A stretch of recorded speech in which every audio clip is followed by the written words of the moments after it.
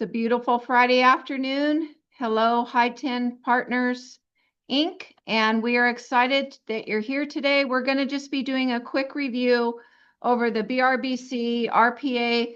It's going to be pretty informal and we can ask any questions. I also want to go over any questions you may have on notice to perform, request for repair, because we've been getting a lot of questions on that.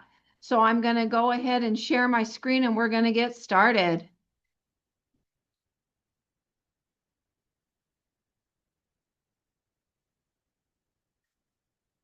Okay, so I'm going to start with the BRBC since that is where on a purchase that you would be starting out.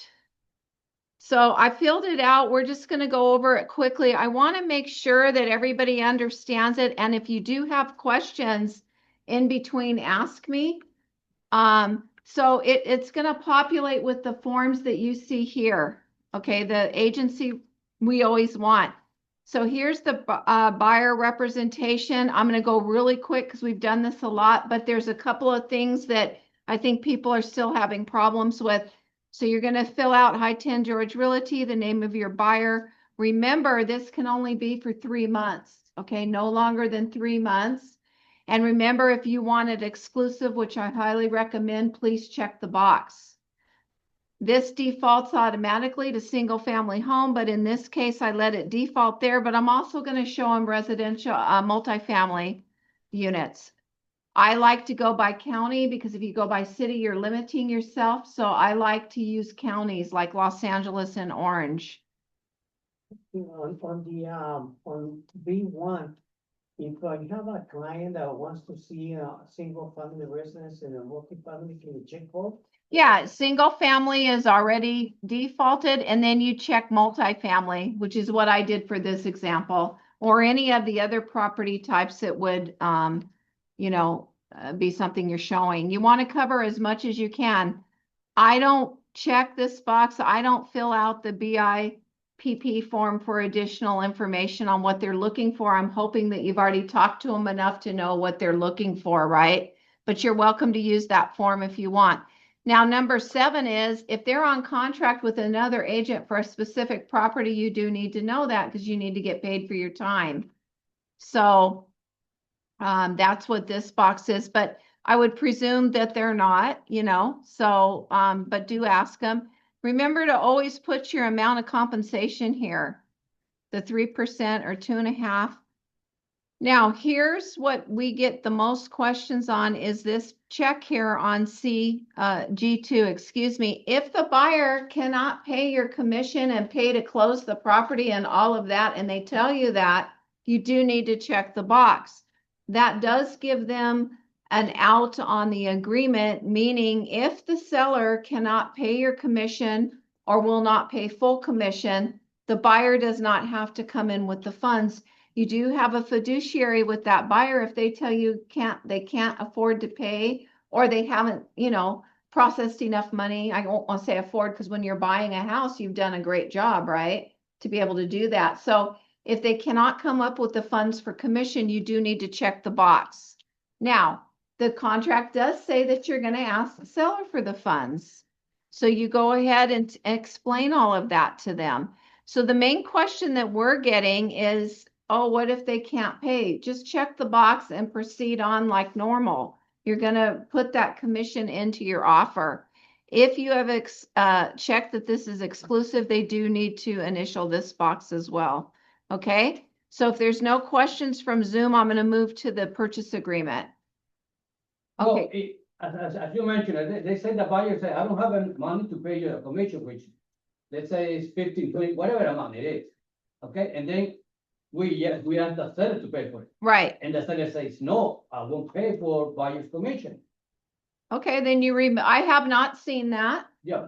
I have not. Okay. I have seen a point come down, like if you ask for 3, they may counter you to 2 or 2.5. I have seen a point come down, but we have not seen in all the transaction processing thus far that a seller has completely said no. The way I think I would see that is if it's a property that maybe received multiple offers and they're getting real competitive, then they're going to counter you back probably that they won't pay commission, or if it's an investment type property. If they're not paying you commission, you do need to get out of the deal because you do not want to work for free if nobody can pay you, okay? The other option, Michelle, is, can we add it to the loan? It depends on the lender. You talk to the lender about that. You try everything you can. Talk to the lender because since I stay in my lane, I don't know about that. I'll be quite frank, but we do need to ask a lender. But the important thing that I think that Alex should know, Michelle, is the bottom line, you gotta ask the buyer. You have to ask whether you put in the loan, I can't afford, or I can't get the funds to pay you. Right, but Right, they you have gotta- to call You gotta the, check that box. You gotta ask the buyer. You gotta ask the buyer, oh, you do need to ask. Ask Don't them. just automatically check the box. don't check Yeah. it, right? Yeah, Then No. you'll find other avenues, the loan or whatever, if the seller says, no, I won't pay it. Yeah, But, no, I but got the box is checked already. and you can do that footwork ahead of time, right? You can be talking to the lender with your buyer saying, hey, I just want to let you know that we're asking the seller on the offer to pay the commission. Now, if they can't, is there a way to roll it into loan? That would be a good pre-step to do, Okay. right? So you already know. All right, so that's good one, Alex. Good catch on that. Okay, so we're gonna move, and again, this isn't a full, we're gonna go over the full contract, but the RPA does populate with, again, the agency. Okay, so the residential purchase agreement, make sure this is all right here. Get in the right brokerage license numbers and the agent license number, because otherwise you're going to have to do another form to correct that later. So it's better you just do it correct the first time. If you say, oh, how do I find the other broker's numbers? Look on the MLS. At the bottom, it'll be populated on that listing. If not, call the agent. Michelle, I'm sorry to interrupt. Did high 10, we still have the same, Yes, number? High 10 George Realty is a DBA of High 10 Partners, Inc. So if you accidentally use High 10 Partners, Inc. on this, no problem, we can handle it. But what we're seeing people do is use High 10 Partners, Inc. George Realty. No, that's not our name. No, So you either use High 10 Partners, comma, Inc. or High 10 George Realty. Commercial is Coldwell Banker Commercial. George Realty is our DBA. We could still accept on the offer High 10 Partners, Inc., but a lot of times your commercial agents want to use Coldwell Banker Commercial George Realty. Mhm. Okay, so those are the two DBAs. No, Michelle, excuse me, my question is about the license. It's the same, It's still the- all the same. Okay. Those DBAs right under High 10 Partners, Inc., and it all carries the same DRE license number. Michelle. Just to be clear, so if you're doing commercial, but you selling residential, then you can use Global Banking Just Realty, or you have to put, Well, we don't use Coldwell Banker George Realty. It's Coldwell Banker Commercial George Realty. okay, so can you use that on residential or not? No. That's a DBA for commercial properties only and leases, commercial leases. And your leases are the same. It's High 10 George Realty for residential leasing. Anything residential, that's the name, okay? And then the purchase price, I can have that e-blasted out if you guys need it. Purchase price for this made-up offer is $850. We're going to close 30 days after acceptance. I did put the initial deposit at 3% because a good listing agent is always going to counter you. Why? Because that's the maximum of liquidated damages. So they're always going to counter you to 3. If they don't, good for you. Yeah. Right? You can try less, but normally when you're going in, because sometimes the market's competitive, I try to make the offers as clean as I can. So there's less, probably the purchase price is going to be counterable, but I want to make everything as clean as possible. So this defaults to the primary, right? It's a primary occupancy type unless you check one of these boxes. So I'm not asking for any credit. I'm not asking for any additional compensation on this offer. Again, I'm trying to get in because it's competitive. I did check the box for the seller to pay the compensation for the buyer's agent at 3%. Probably get a counter on that if it is highly competitive, right? Go ahead, Oscar. Yeah, so when you check, the 3% here, Uh-huh. and you have already checked 3% on the, VRBC. They need to match. You need to match, and it's okay, right? Yeah, I Because mean, if- you if it can't was- go higher. Huh? You cannot go higher than the BRBC. If you do, they don't owe you the commission, right? You can go lower, but you can't go higher. It's a maximum of 3%.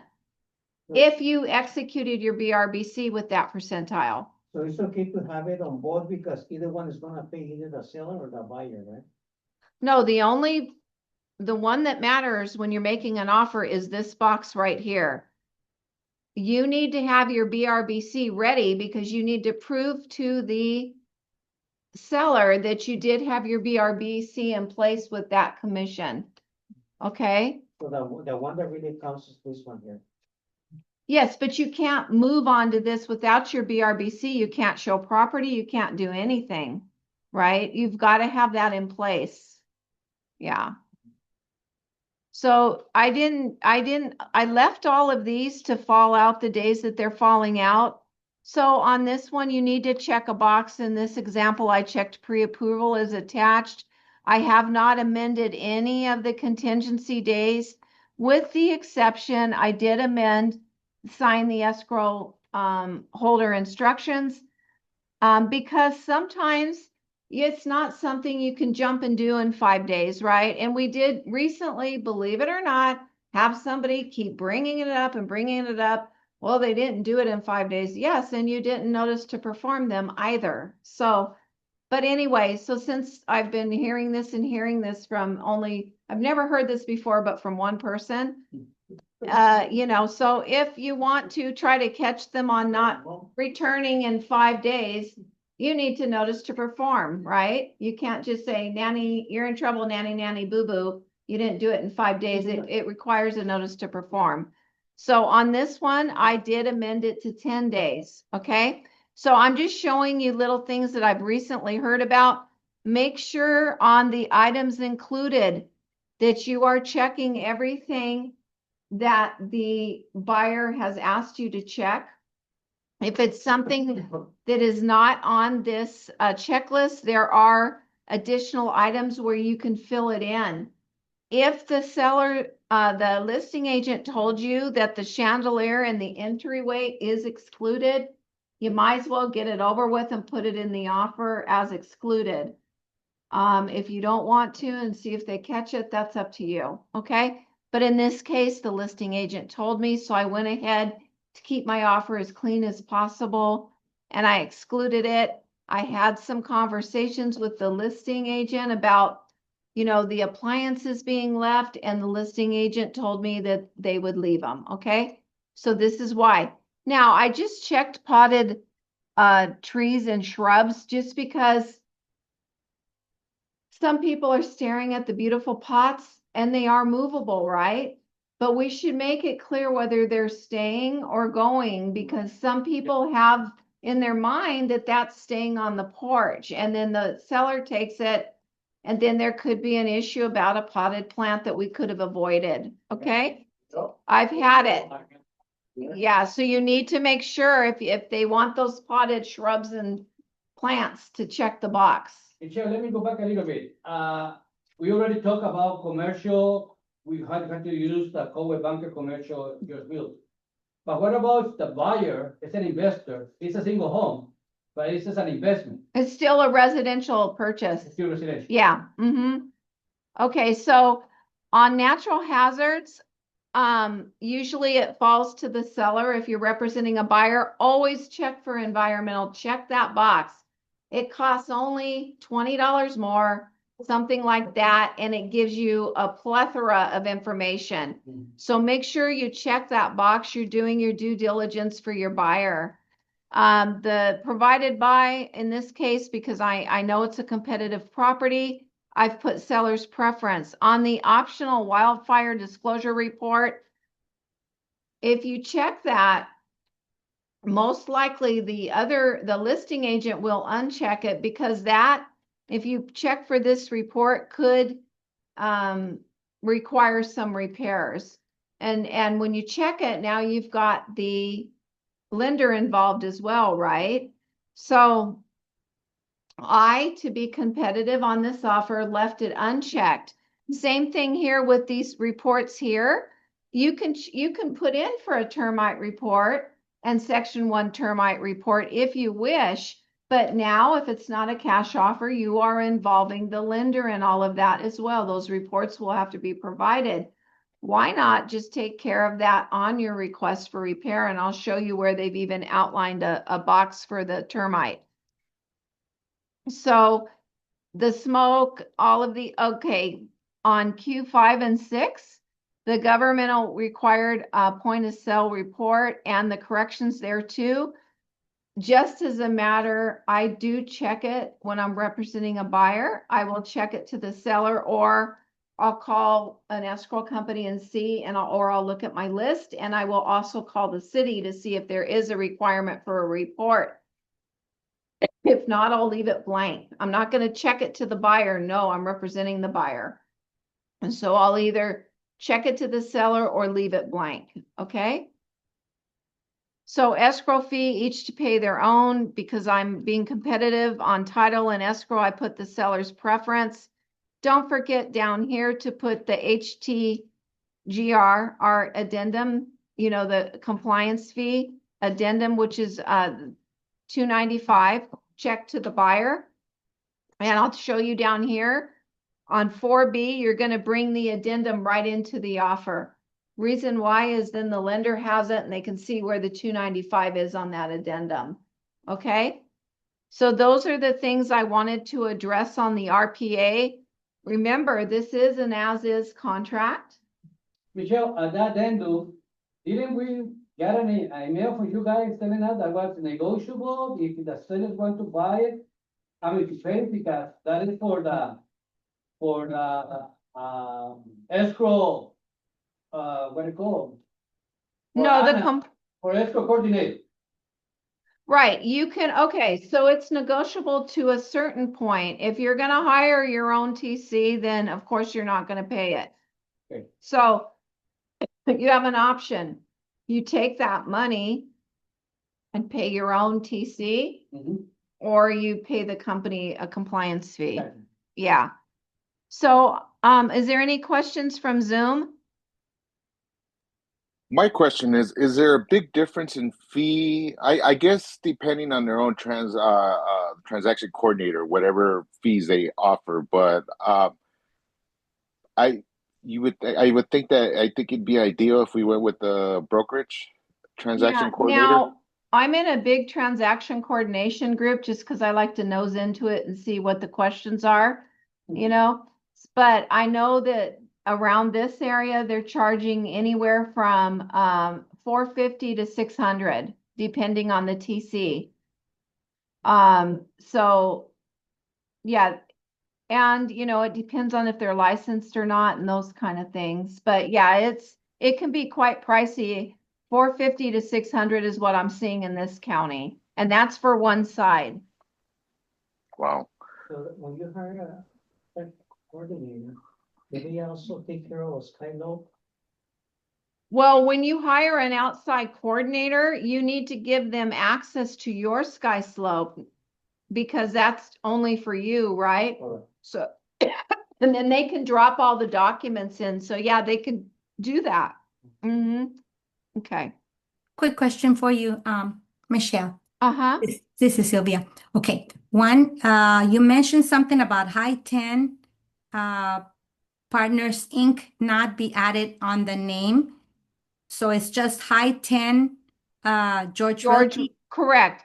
Okay. Our legal name is High 10 Partners, Inc. So if you feel you made an error putting that on your RPA, no, you didn't. You're okay. But what we're saying is just use High-10 George Realty for residential. Okay, so that would be, But that would be people it. are stringing everything together Okay, and they're putting George Realty after Inc. So no, it's High-10 George Realty. okay, that's one Yeah. question. Okay, the other question, if we go with that $295 for the buyer to pay, does it cover the traditional transaction coordination scope, or does it It's go? compliance. Okay. They're checking for signatures, looking at your documents, reminding you that you still need to obtain documents Okay, the or basic stuff. things like that. So, when you hire a TC, even in the group I'm in, I was reading, they actually have a menu. So depending on what you want them to do, they will charge you for that. Okay, However, okay. less or more, right? Okay, so the traditional stuff that we've always seen them handle is what they would handle. Yeah, Okay, that was my question. yeah. So Thank I'm you. going to go to a notice to perform just really quick. So when you get a notice to perform from the other side, let's move out on it fast. Let's move quickly, okay? Yes, yes. Let's not make, waste a day even. So when you get a notice to perform, make sure that you're doing what it says, because that is the first step. They could, they might send you a cancellation. So you need to pay close attention to this notice to perform. Okay? So, and it can be all contingencies or just certain components of the contract. So this is one, the next one would be two. The golden standard is getting to the box here, all contingencies are removed, right? So that's where you want to be. As a buyer's agent, make sure that you are managing your contingency periods. If we pay attention and manage them, then there's no surprises. Be talking to the listing agent if you're going to need an extension, maybe on insurance, right? 17 days on the contract may not be enough to obtain a policy. I just talked to one of our agents and he got a policy, I think it was on 3 units, and he said it was a bear. So make sure that you're allowing yourself enough time for the policy to obtain an insurance policy, okay?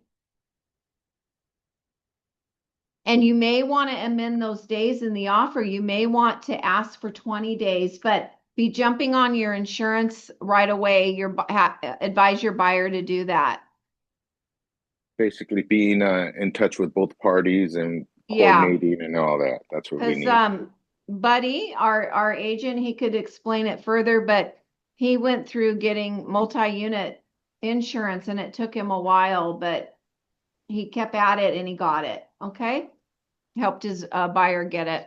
You can go outside the state insurance? No, Most of I them? don't think so. Okay. He, you can talk to him, but he just did it. Can you do that? Go out of state? You have to be insured in California. Yeah. Well, but there's out-of-state companies that Yeah. probably reach back, but I don't know now with all the problems we've had.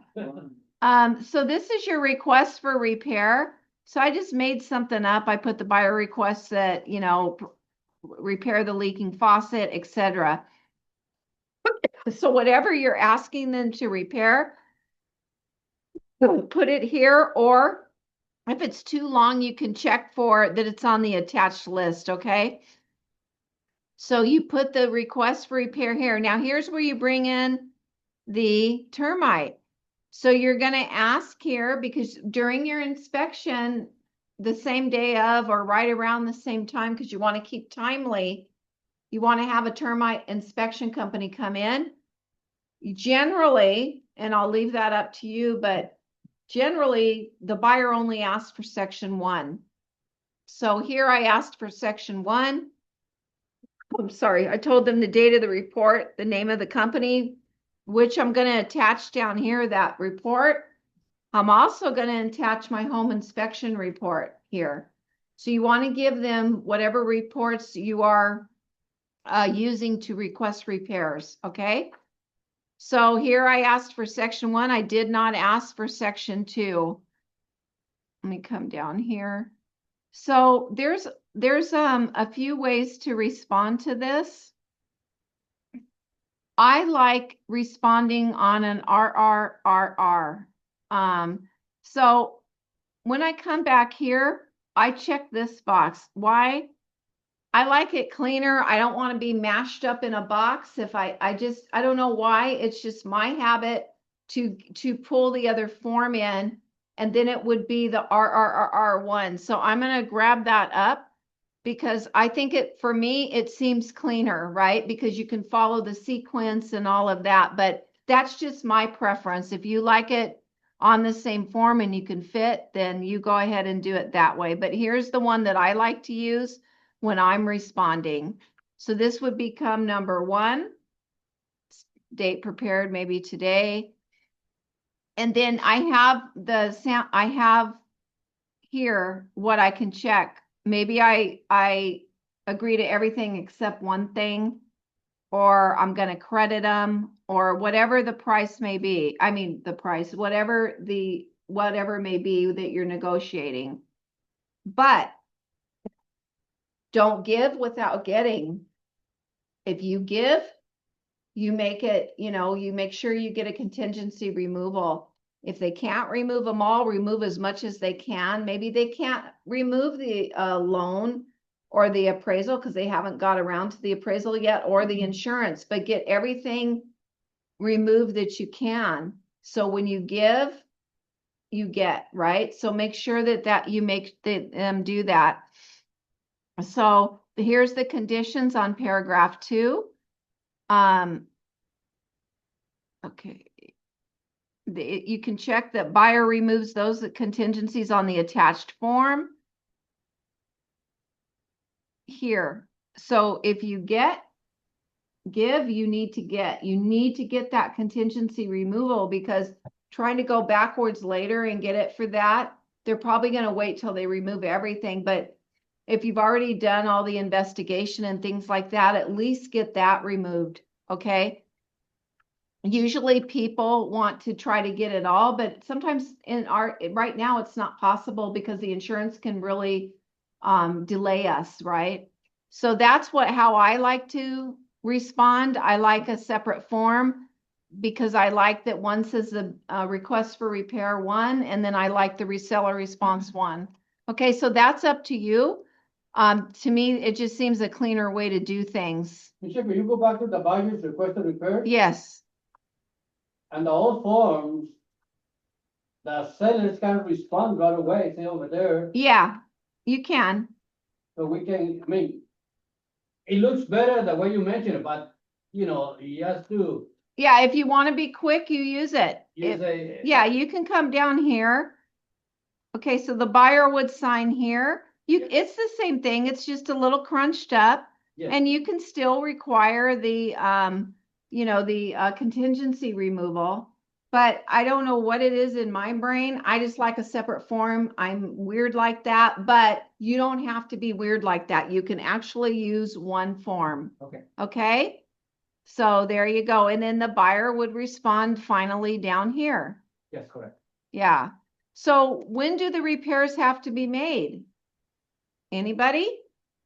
Before the- 5 days or 5 days? Yeah, you should have it done before your final walkthrough. Yeah. When you go on your verification of property, the VP form with your buyer, make sure that you know what was supposed to be repaired. Don't climb in the attic, on the roof, or, open electrical boxes. But you can ask the other agent, hey, do you have receipts for that? Try to do some due diligence for your buyer and have them provide you receipts. And then you say, what if the seller did it? Well, there's probably a receipt from Home Depot, but you can ask for those receipts. But when you're doing your VP, make sure that everything was left on the property that was supposed to be. If they haven't moved out yet, you can just shoot a quick email, perform the BP, and you will be leaving the refrigerator, washer and dryer, blah, blah, blah, blah. Here's the VP, right? But if they're already gone, you can check to ensure those things were left. We have had refrigerators removed before when they were supposed to be left, and it was probably moving company error, right? Because they're just jamming through, grabbing everything. So you want to make sure to try to avoid any little issue after close like that. Is there any questions online?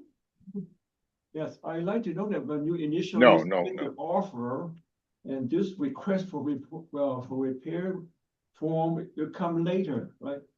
Yeah, so the All request, separate. oh, it's all separate. It comes later because you're gonna first do your BRBC, then you're gonna do your RPA, your offer.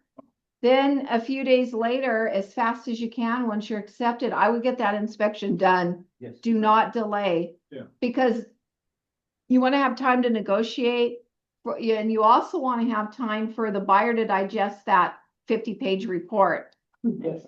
Yeah. right? And make sure, please, that you have evidence. We have a form that they accept that report.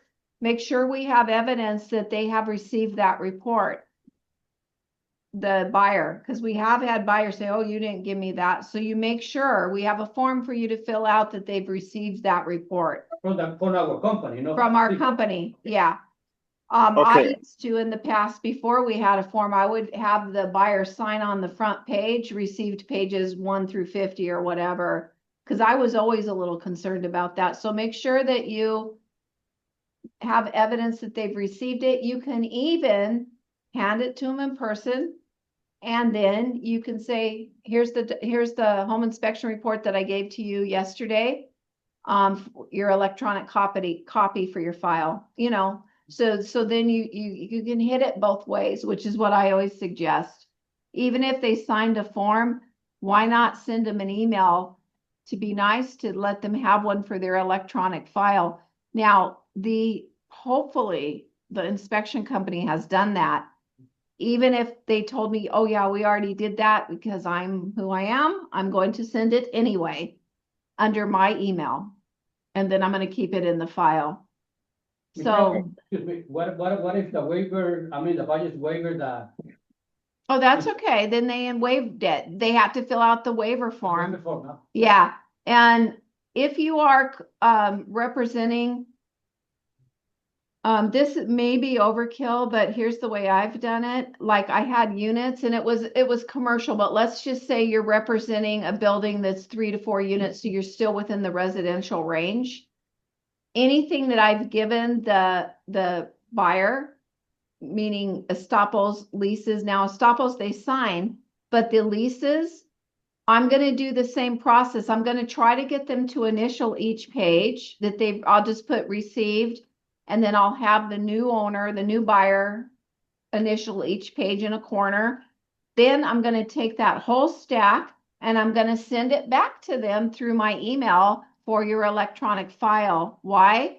Because you don't want to get a phone call after the deal's closed saying, you didn't tell me about the parking, you didn't give me that. And I did have that happen, but I had all of the bottom initialed and I had my tracker on my email. And I just did that out of habit. So I'm just giving you a little tip. If you can get them to acknowledge, even you can just put a page on front of each lease, received pages 1 through blah, blah, and any addendas, you can have them just sign a paper. But you want to make sure that you're communicating what they've received, and you can do it in email too and just say, please confirm your receipt. But somehow confirm. Yeah, on the C form, I noticed that I have a parking form also. Right, but in some, like in the case that I was in, it was residential units, but it was all jumbled up, the parking, right? So people park where they want, but the tenants had been together forever, right? But the new owner did not like that. But it was in the lease that it was unassigned parking. Oh, So when you're reviewing things, we're not, it's not up to us to review all the leases for the new purchaser, but those are just little things that should be pointed out. Is there assigned parking? Is there not? But make sure you're communicating that, hey, you've gotten all of this and how many pages per lease. It'll save you later if somebody, says they didn't get it, which doesn't happen. It's only happened to me once in 23 years, but at least I was ready. Yeah. And it was an honest mistake. It wasn't because they were trying to do something. He just said, oh yeah, that's right. Right. So just anytime you can document and show that you've delivered items on your email, I think it's the best. It's a timestamp for you. I also learned that I have one email And so I get a plethora of emails from every promotionals, affiliates, everything like that. Someone told me that it's always good to have a separate email when it comes to documents like that. So Yes. that way it's much easier to track and you don't lose it with all the other junk stuff. And it doesn't end Yeah. up in your junk mail and all that. Have a folder. And you know what's nice about our SkySlope system? You can just stick all those emails under miscellaneous or just load them into the documents section and leave them there. So if you ever were saying, gosh, I know I had an email, you've already loaded it in. You can That can always be go back to loaded in. yeah, you can always go back to SkySlope for references. And I love Yeah, SkySlope. it Yep, I makes have it it a on my lot phone too. easier. And I've been bad about not loading all my emails in, but I'll probably start because you know, we've all been there where we're, oh, where is it? I know I had it, you know, so it's probably easier just to print and upload right away into SkySlope. Michelle, one more question now that you're talking about SkySlope. Well, let's take your time. I've been receiving an email, they charging me $64 SkySlope. Yeah, I guess that's legit, Anna said. What is the reason that they charge you $64? I don't know, talk to her, but I know she called her contact, Chantel. Yeah, Yeah. there's a support number there, or there's a chat, and I know you can ask. I found that out too, but I haven't looked into it. I kind of figure it was part of the program. I mean, you can only have it for free for so long. Yeah, and we'll address it. Maybe I'll send out an email because she told me, but sometimes my mind starts dumping information, but it is legitimate and there is a reason. So I'll email that out to y'all because I don't remember what she said. It's about the signature. Oh, yeah, the signature on SkySlope, love it, but it's not free. Yeah, that's not free, but you can use your free one through your other forms, right? Through Zip, because I don't use Zip. Can anybody confirm that? Can you use your e-signature through there? Authentic yeah, Authentic Sign. Is that what you're talking Yes. about? The e-sign? Okay. Yeah, you can use it, and Okay, yeah, that's the fee. That's the fee that they're talking about. 64 is for the DocuSign then, right? On Through no, I don't. SkySlope, yeah. But yes, you don't need it if you've got the exactly. other one. Right. Okay, doke. Thank Yeah. you. Which other one? The one on your CARS forms. On the form, yeah, we have a. Yeah. So we'll be heading into AIR training. I'll probably restart again with the purchase agreement, but if you guys have things you need to be trained on, you let me know. I can either do a class, I can do a small class, I can meet with you individually. But I'm going to start rolling into AIR. I hope some of you are interested in that. Yes. I think it's very helpful because we do a good job on commercial here. What's AI?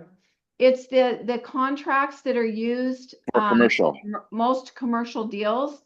Your commercial agents, they will always use AIR. They will not go to CAR. In fact, a lot of your only commercial brokerages, they don't even have CAR forms.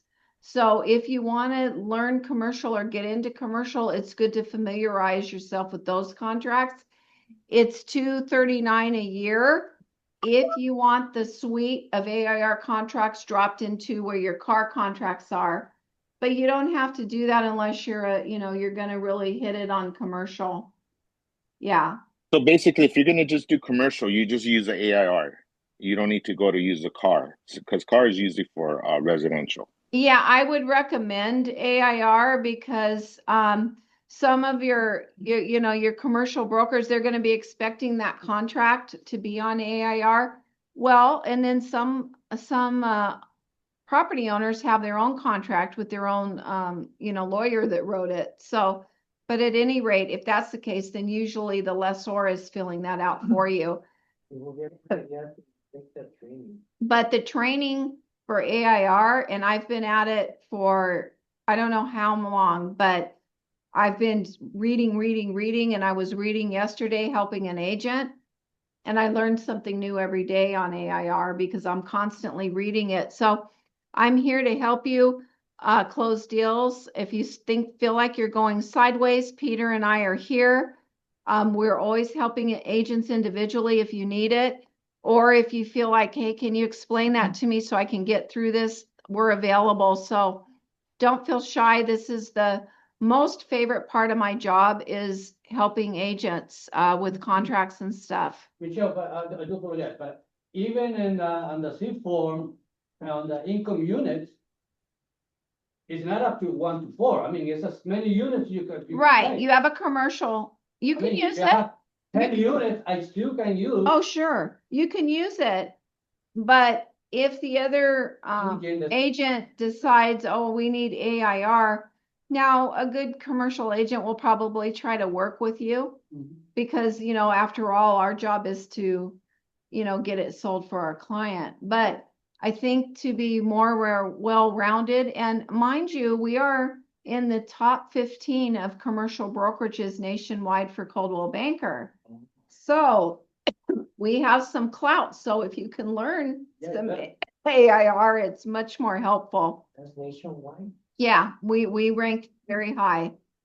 Yeah, we have some very big hitters here, and how I learned was listening to them. And then, of course, reading. But if somebody has experience, I keep my ears open because, you know, it was a very junior agent yesterday that schooled me. And I told him, you just schooled me. Thank you. And he goes, oh, and I said, no, it doesn't bother me. I like it. You know, if somebody schools me, good. Yeah, me too. Yeah, I like it. Yeah, last for a long time, she goes, okay, I got your offer. I'm just gonna clean it up. I go, thank you. Yeah. I like that, clean it up. Yeah, so we just be open to learning, and we can learn from junior agents, senior level agents, mid-level agents. All of us have something to teach somebody. So with that, if there's no questions from online, I'm going to bid you a warm farewell and great weekend. And I thank you so much for the honor of your time. I appreciate it. This is my favorite part of the day. So thank you all. Bye, Michelle. Thank you We're so here. much. Thank you. Have a great weekend.